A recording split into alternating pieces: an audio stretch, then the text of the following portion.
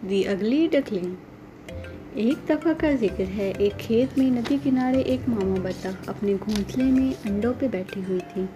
ये गर्मियों के दिन थे। एक एक करके उसके सारे अंडे टूटने के लिए तैयार हो गए। सारे बच्चे बाहर आकर क्वाक क्वाक करने लगे, मगर एक अंडा अभी भी बाकी था।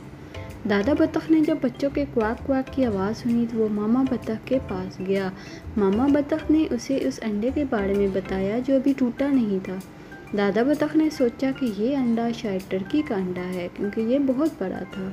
कुछ दिन के इंतज़ार के बाद वो अंडा भी टूट गया।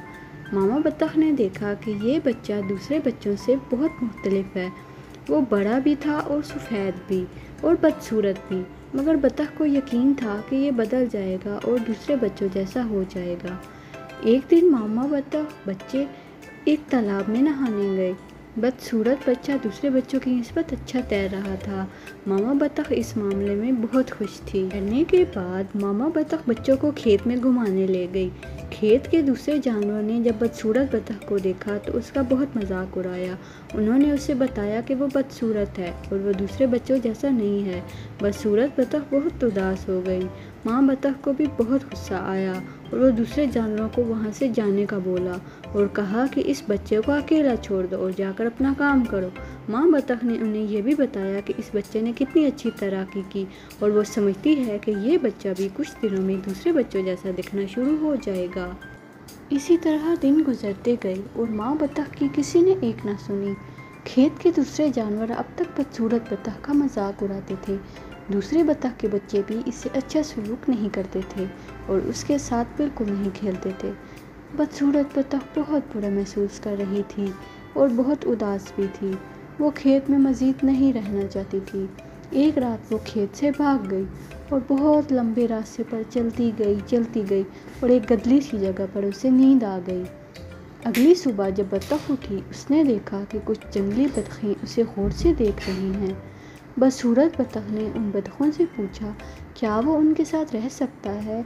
उन्होंने उसको बताया कि वो बहुत बदसूरत है, इसलिए वो उनके साथ नहीं रह सकता और उसे जाना होगा। बदसूरत बतख बहुत उदास हो गई। कोई भी उसका दोस्त बनने को तैयार नहीं था, क्योंकि वो बदसूरत थी। फिर बारिश होने लगी तो बदसूरत बतख ने अपने आप को खुश्क रखने के लिए एक जगह की तलाश की। इसने किसी पुराने घर में पनाह ली। अगली सुबह जब घर का दरवाज़ा खुला तो एक बड़ा कुत्ता बाहर खड़ा था। कुत्ते ने बतख पर भौंकना शुरू कर दिया और बतख को वहाँ से बहुत जल्द भागना पड़ा। दिन गुजरते गए और सर्दियाँ आ गईं। बदसूरत बतख को बहुत सर्दी महसूस हुई तो उसने रहने के लिए तालाब के किनारे लंबी घास में अपना घर बना लिया। ये लंबी सर्दियाँ थीं। एक दिन बतख ने देखा कि नदी किनारे बहुत प्यारी हंस तैर रही है। बदसूरत बतख को मालूम था कि वो उससे कभी दोस्ती नहीं करेंगी, क्योंकि वो बदसूरत है। प्यारे बच्चों, जब तीनों हंस ने बदसूरत बतख को देखा तो वो उसके पास तैर कर आईं और उन्होंने उसको बुलाया। हाय प्यारी हंस। बदसूरत बतख ने कहा कि तुम लोगों ने मुझे हंस क्यों बुलाया है, जबकि वो एक बतख है। हंस ने उसको बताया कि वो बतख नहीं है, वो एक हंस है। अगर चाहे तो अपना अक्स पानी में देख ले। बदसूरत बतख अपना अक्स पानी में देखकर बहुत खुश थी। अब वो मज़ीद एक बदसूरत बतख नहीं थी, अब वो एक खूबसूरत हंस थी। तीनों स्वांस ने उस हंस से दोस्ती कर ली और चारों हंस आसमान में उड़ गए। बदसूरत बतख अब एक खूबसूरत हंस थी। वो बहुत खुश थी। ज़मीन पर खड़े बच्चे उन हंस को आसमान में उड़ता देखकर तालियां बजाने लगे। If you like the video, subscribe to my channel. Thank you. Bye bye.